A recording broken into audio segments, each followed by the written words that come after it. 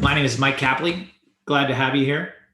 This is the second in our series of webinars about Firefox and how it can benefit your organization. I hope you enjoyed last week's presentation with Mike Hoy, if you were able to attend that.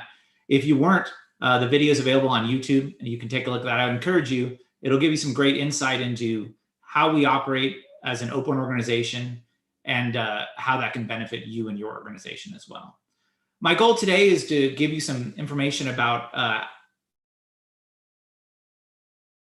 it for your organization. Whether you're a nonprofit organization or a small business or a big enterprise, taking advantage of the types of things that Firefox makes available to pre-configure your browser can help both you and your employees and anybody that works in your organization to make their life easier. So that's what we're going to talk about today. And again, my name is Mike Kaply. I'm the technical lead for Firefox Enterprise. I've been doing this for a long time, so I'm looking forward to a lot of questions. Please feel free, and we'll answer them at the end of the presentation. But I want to encourage you, I'm here for you. So if you have any questions about anything related to Firefox, go ahead and put those in the chat. So what we're going to go over today, we're going to talk about why policies matter for an organization. What exactly does Firefox offer with regards to policies? Make some recommendations in some specific areas that might be important to your organization, and then to give you some next steps as a result of attending the webinar. So first off, why are policies important? Every company has policies around things like, back when we all met in offices, if we can remember that time, a pretty common thing to have was a no. So your policy of not allowing people to go in behind your employees was to prevent people that you didn't want to be in your building. Requiring visitor passes so that you know who is in your building. Not allowing gifts above a certain amount is a very common policy so that there's no appearance of impropriety. Or even something simple like a financial policy about limiting on expenses. Well, we tend to have all kinds of policies around our company and organization, and they're designed to protect both the company as well as to protect the employees. And computer policies have some of the same ideas. Computer policies can protect your information. For instance, you might want to prevent saving passwords in the browser so that those aren't available if somebody else uses that computer. Maybe there's a reason why you might need to disable private browsing so that people can't access information that you don't have a record of. Maybe you work in some specialized area where you want users to have access to camera and microphones, and so you want to use policy to prevent that. Or maybe it's something outside of your control. Some companies have to use external policies, like the Department of Defense has something called the STIG, which sets specific guidelines for how you should configure your computers. So those are some of the reasons you might want to use policies to protect your information. Hey, Mike, sorry to interrupt. Yeah. We're seeing your camera's blank. Can you stop your video and then try starting again? Sure. You're seeing what? Sorry? If you could stop your video and then start again, your video.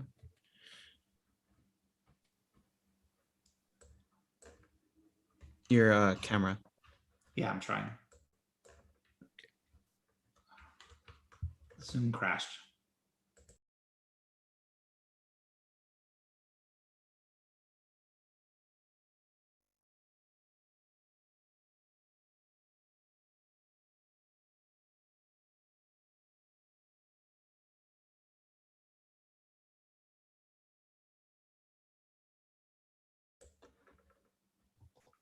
Okay, I see now.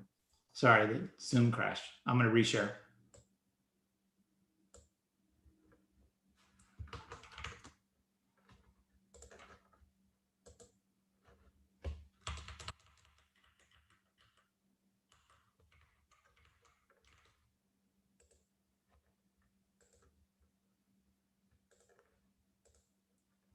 Sorry about that. Had some technical difficulties.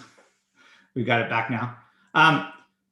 So the other reason why you might want to set computer policies is to make things easier for employees. So it's not just about protecting information, but you can actually make your employees do better at their work. For instance, you might have bookmarks to common websites that you use, or you might set a custom homepage for your organization. So every time somebody logs into the browser, they have the information they need.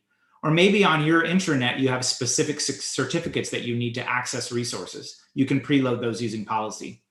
Maybe it's about proxies or other types of custom network configurations. We can configure that via policy. Or maybe it's about application handlers. If users don't necessarily know what to do when they click on a link, you can pre-configure the browser so that it accesses those resources easily. And Firefox provides over 85 plus policies to configure and control different things about the browser. On Windows, we offer standard mechanisms like GPO group policy, and we also support Intune. On Mac OS, we support configuration profiles, standard mechanisms on Mac. And on Linux, you can have a JSON file which describes the policies, and then that can be deployed to your users. Now, that JSON file also works on the other operating systems, but we recommend using the native ones where possible. The link on this page gives you an idea of where you can learn more about all the policies that we offer. That link will send you to a page that has full documentation, as well as all of the tools that you need to use policy on Firefox, whether it be the templates that you use on Windows or example files that you would use on Mac.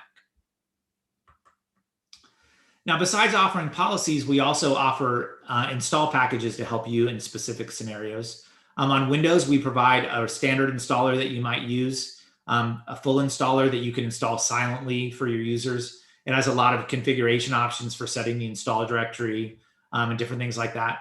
We provide an MSI so that you can use standard Windows tools to do installations. On Mac OS, for most administrators, the fact that we make a PKG available is important, and you can install that using typical mobile device management tools. So if you want to install the application on Mac, that's what you would use. On Linux, we now have a Flatpak, which is a standard mechanism for deploying, for using applications on Linux. We have a snap, and then we also have a tar file that people use on Linux as well. Typically on Linux, most people get their browser with their operating system, with their distribution, but we do have other options available if you need it. One of the other things that Firefox offers that's unique is we have different, what we call browser channels. And they're effectively different ways that you can choose how often you want Firefox to be updated. Firefox is currently updated every 4 weeks, and those releases are called rapid release.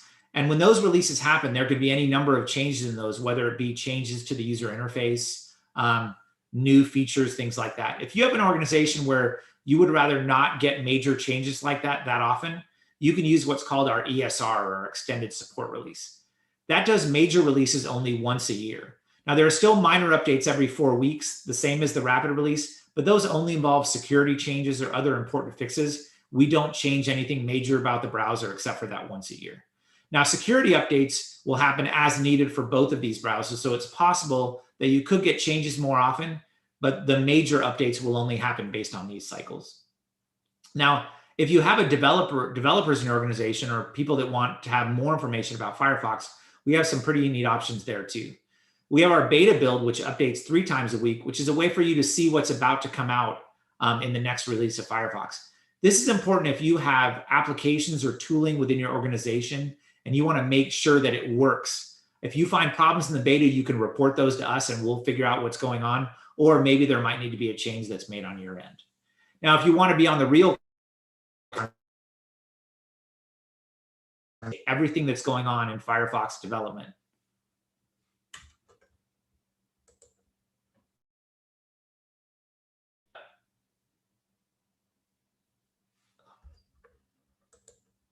Sorry,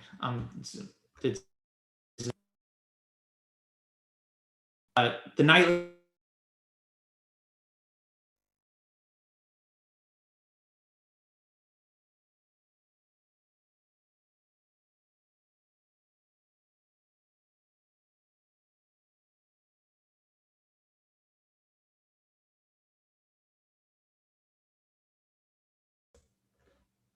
Sorry, Zoom is being uncooperative today. Never had this happen before. Nightly updates every day so you can find out the latest things we're working on, and it's a great way to get early access to the things that we're doing so you can know if something's going to break. So, and you can give feedback to us as things happen and tell us early on that we've made a mistake or that something's not working for you. And then Developer Edition is a special version of Firefox that we give to web developers that has all kinds of extra tooling to make their lives easier. Now, the other thing we offer is we offer open processes and support. Mike Hoy in that first talk talked about we're an open organization. Everything we do is public. That means that you can report bugs on Bugzilla, and you can find out what we're working on, and you can participate in that. We have community support. So if you have any questions, you can go to support.mozilla.org, ask questions about Firefox Enterprise. We have help articles and different information on that site. We have an enterprise mailing list. This is really helpful if you want to interact with other people like you that are deploying Firefox that have had maybe some of the same issues. This allows you to communicate with them, and sometimes somebody that's had exactly the same scenario or setup as you can offer advice. And then everything we do, as I said, we work in the open. So we have a GitHub repository where all of our templates are kept, where people participate. We've had people from the community translate the policies and do other things. And then this other link is about how you can get involved in Firefox. You can help actually do the development. So if there's something we don't have that you want, you can work as a part of our community to make that happen. So one of the things people ask me a lot is, like, do we have any specific recommendations for how you should configure Firefox? We don't generally offer specific security recommendations, but I was looking into this. I thought I could offer some general advice and answer some questions people have about how to configure Firefox. So some general things that I would recommend is use the homepage policy. You want to set a homepage for your users. That's a pretty common thing, so that they can have access to your data. Manage bookmarks is a great policy for adding a simplified set of bookmarks to the browser, so that people have access to all their common tools that they use at the office or at home. For folks that aren't web developers, I mentioned our developer edition. You might want to disable developer tools. That removes access to a lot of things that folks might not need and not understand. You could add a support menu. This is kind of a neat idea. If you have a place where people go when they have questions about your organization or about IT, we allow you to add a menu to the help menu so that people have easy access to your organization. Now, one of the things Firefox and other browsers offer are extensions, and these can be useful for adding new functionality to Firefox, or maybe there's an extension that makes your employees' life easier for doing work. And we have a policy that makes it easy for you to pre-install those extensions for your users so that they don't have to worry about themselves. The extensions are installed, and then you can configure them the way they want, and then the users get them automatically.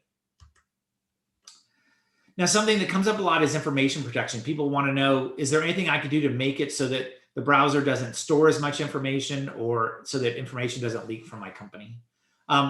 Some people turn off the search suggestions so that when you type in something in the browser, those suggestions aren't sent to Google. So that's something you might want to enable. Or you might want to disable form history so that Firefox doesn't maintain a history of the things that people type into forms. This is especially useful on a shared computer so that people's information isn't shared. Or maybe we have a policy called sanitize on shutdown. What that policy is about is there's a lot of information that a browser stores, like cookies and history and cache and all those kind of things. You might be in a situation in your organization where you don't want to maintain those things. You can use this policy to have very granular control. So it clears history when the browser is closed, or clears cookies or some things like that. That makes sure that, again, on a shared computer, if somebody logs in when the browser is shut down, somebody that uses that computer after them can't log into that account. Now, people have questions about Firefox Sync and whether or not they should use that within their organizations. Personally, we use it at Mozilla. I use it to share work information between my multiple computers as well as my mobile. So it's a very powerful tool for sharing information and making sure that you have resources available to you on both your desktop and your mobile, as well as between your Mac and your Windows machines if you have that. The warning I'll give you, there is the potential for data to leave your company. So you just need to be aware and make sure that your employees understand that they shouldn't log into their corporate sync account on machines where they don't want that data to be duplicated. And if you run into a situation where you need to disable Firefox accounts, we do disable sync. We have a policy for that. Password management. I strongly recommend that you use a password manager, either outside or inside Firefox. There's not much good reason to not use one nowadays to be able to generate secure passwords. And Firefox has some great features for generating secure passwords. But if you do use an external password manager, there are policies inside of Firefox that can turn off the built-in password manager, and that'll make it less confusing to your users that Firefox doesn't offer to save passwords when you're encouraging them to use an external password manager. We also have a policy for disable password reveal. This is useful so that when users go to the password manager, they don't have an easy way to click a button and view passwords. So if somebody gets access to a machine, they can't easily just see passwords that way. We have a feature called tracking protection inside Firefox that works to protect users. You're going to learn a lot more about this next week from Tyler Duzan, who's going to talk about this. But we do have some policies that control it. And I would recommend that you turn on the tracking protection. It will help your users. But if you don't turn on tracking protection, the entire feature, you can at least turn on some particular things that are beneficial to your users. You want to block crypto mining scripts and block fingerprinting scripts, and this will give your users a more performant as well as a better experience on the web. Now, if you do run into sites in your organization that don't behave properly, historically, we've had problems with Zendesk not working properly with tracking protection, and a lot of organizations use that. You can use the tracking protection exceptions policy to add that site, and so your users won't run into issues with that site. So private browsing is something that comes up as well. Should we disable private browsing? Can it be negative for users? Honestly, this is really about what your company wants to do with regards to policy. Some companies aren't comfortable with their users' ability to use private browsing. They want everything that the user does to be recorded in the browser. But I think the most important thing to note here is to make it clear to users that private browsing isn't really private browsing. And we say that when you open the private browsing window. There are multiple ways that users' information can be gathered as they're even in private browsing, whether it's when they type in URLs or if they're ISP or things like that. So this isn't a way to be secure. There are better options than that. And we at Mozilla are working on better technology to make your browsing more private, technologies like DNS over HTTPS. So we want to make this situation better, but the important thing to know is private browsing isn't necessarily private browsing. But if you're in doubt, we do have a policy for this, and you can disable private browsing inside of Firefox, and then your folks won't have access to that, to private browsing. Now, with regards to Firefox updates, we want to strongly encourage that you let Firefox update itself if you can within your organization. Our goal is to make sure our users stay secure. When we have fixes and security fixes and other bug fixes, we make those available as quickly as possible. And so the faster that a user gets updated to Firefox, the more protected that they are. But if you can't, we do have policies available to delay or disable update. And then you can install those updates yourself using whatever tooling inside your organization you use to install updates. But as always, we strongly encourage that even if you've disabled updates, you quickly grab the updates that we make and make those available to your users. And if you want to make sure you know when we release updates, if you subscribe to the enterprise mailing list I talked about earlier, we announce all of our updates as they happen so you can make sure to make them available to your users. And you can also set up your own update server and configure the update URL via policy if you want to have users get updates from your own update server. One thing I'll point out is people have asked about, like, what if my users haven't used Firefox in a long time? And that'll make sure that your users always have the latest up-to-date Firefox. So what should you do next? I want to encourage you, download Firefox. It is a great browser that has tools that will benefit your organization. We have a manifesto that dictates how we behave as an organization. And as a result, we are not beholden to any shareholders. So we do what's best for the users, and we also do what's best for your organization. And so I want to encourage you to use Firefox. You can go to that policy site we referenced earlier to see what policies would be best for your organization. And honestly, look at those deployment methods I talk about to see what's best for you, whether you want to use rapid release or the ESR. And if you have any specific questions, I provided a lot of ways you could communicate with us via our support site, as well as the enterprise mailing list. But we also have an email address for folks that they can reach out directly, and we'll respond to those emails that you have with regards to any enterprise support issues. And I want to mention coming up next week, we have Tyler Duzan, who's going to be doing our talk about tracking protection. I want to encourage you. That's going to be a really interesting dive into what we do as an organization to protect your organization from all kinds of things that can happen to their users and a lot of technology that we're working on. So Thank you very much. Again, there's that Firefox download link. We'll also have it as a download, as a link on the YouTube video. And I'm going to go ahead and stop sharing my screen and see if we have any questions.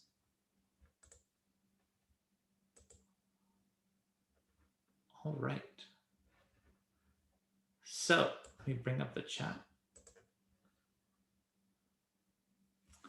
The question is, can you use camera and can you use wildcards to specify permissions for camera and microphone? You can, but you don't need to specify the wildcard. So in your situation, the specific question is he was putting in like star.foo.com. If you just put in foo.com, it will act like a wildcard. So just put in https://foo.com and it will work as a wildcard. You don't need to explicitly put in the asterisk as a wildcard. The next question was, what is your most common method for configuring Firefox for large organizations? That's really difficult to say. I mean, it really depends on the types of machines you have deployed. I've been using Intune a lot lately just to learn about it. What's nice about Intune is that it can now configure Mac and Windows applications. The downside is when you use ADM templates, they're a little more complicated with Intune. So, but I will tell you that I've worked with people that are using all kinds of Mac tooling like Jamf and things like that to configure Firefox, and it's working for them. And we're looking at whether we can make that process easier in terms of unifying policy support.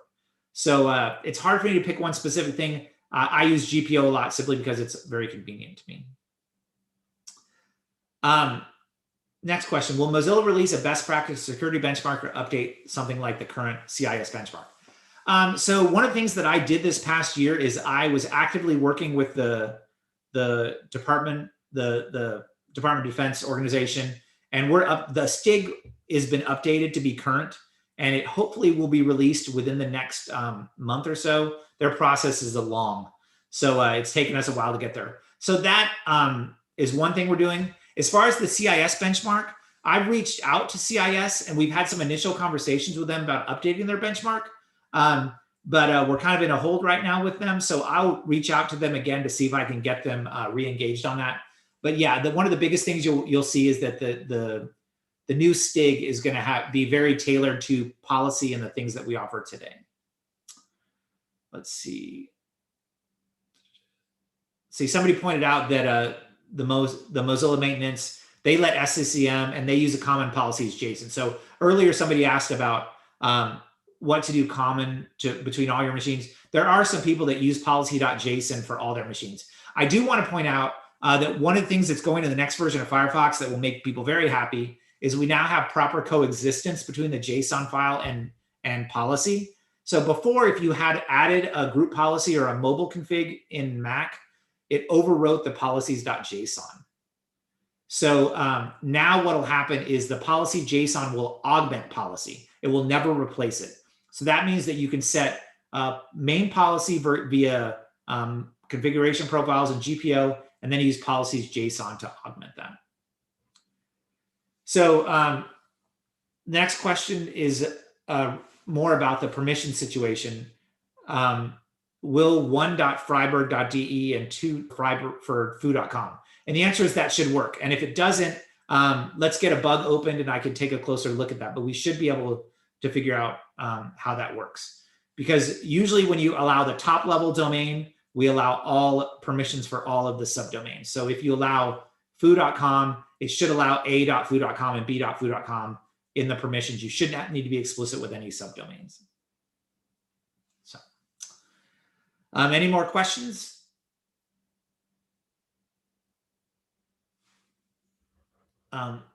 What ESR version will have the fix with regards to policies.json?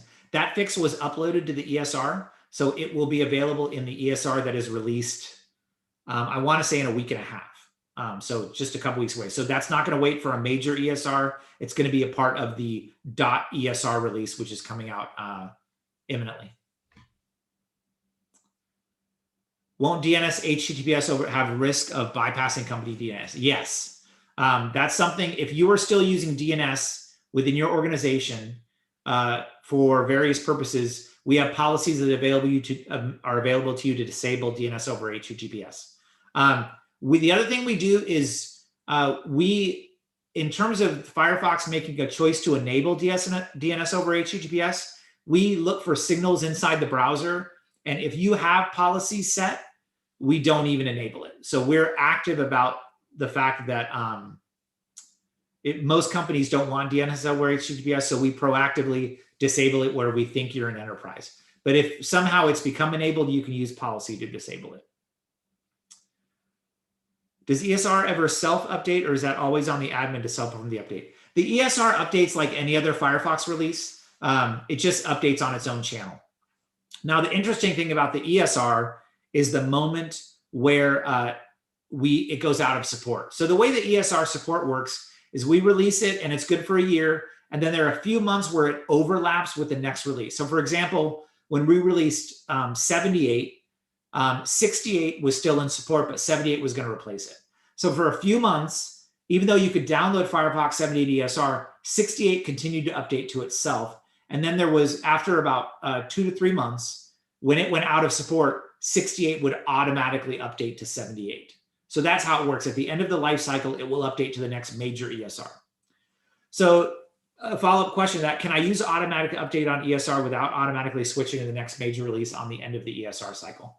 So the answer is right now, we do not have a way to pin updates. And that's kind of what we've had that request for people to pin updates to a specific version of Firefox. And we do not currently have the ability to do that. So my recommendation would be if you needed to pause at that ESR, that you would just disable app updates temporarily until you were ready to move to the ESR. Do you plan to release an auto update policy for the ESR where it will stop before the next major release? Same question. So we've had requests for update pinning, which is that specific question. Right now, we don't have any plans for that, but I understand a lot of people have requested update pinning. I understand how important that is, and we're continuing to look at it.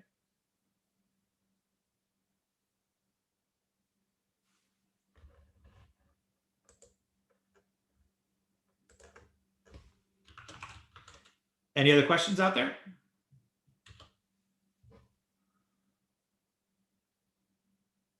All right. It looks like I'll give it just one more minute to see if anybody else wants to jump in.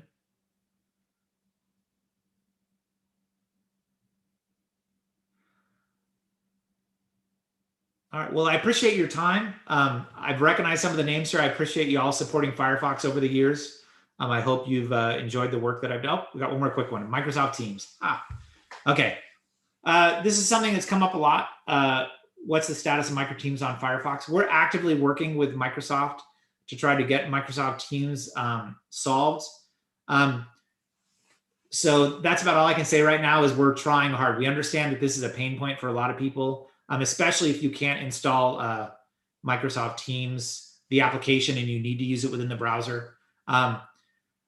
My only recommendation would be there are ways to only have Teams link open up Microsoft Edge for that one link and not anything else. And if you wanted more information about that, I can give you some ways to do that. What we're investigating for the future is right now we have something called legacy browser support, which allows you to have certain web pages open up inside of Internet Explorer.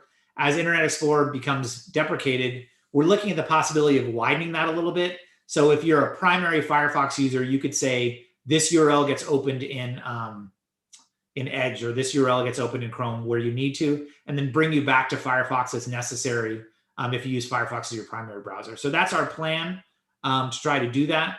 But yeah, we're actively working to try to solve the fact that Microsoft Teams is not working on Firefox. So to finish what I was saying, thank you all for supporting Firefox over the years. I hope this webinar has been helpful. That email address, enterprise-support, reaches directly to me. So if you ever need anything at all, you know how to work with me, how to get a hold of me. Somebody mentioned integrating with Edge Enterprise Mode. That's something that's come up. There are some other Edge features that we're looking at the possibility of integrating with, so that you can use Firefox as your primary browser and still go to Edge for the other types of features like Internet Explorer. So we're actively looking at that. All right. Well, thank you so much for your time, and I really appreciate it. And like I said, if you have any other questions, don't hesitate to reach out to me. And I look forward to seeing you next week for Tyler's presentation.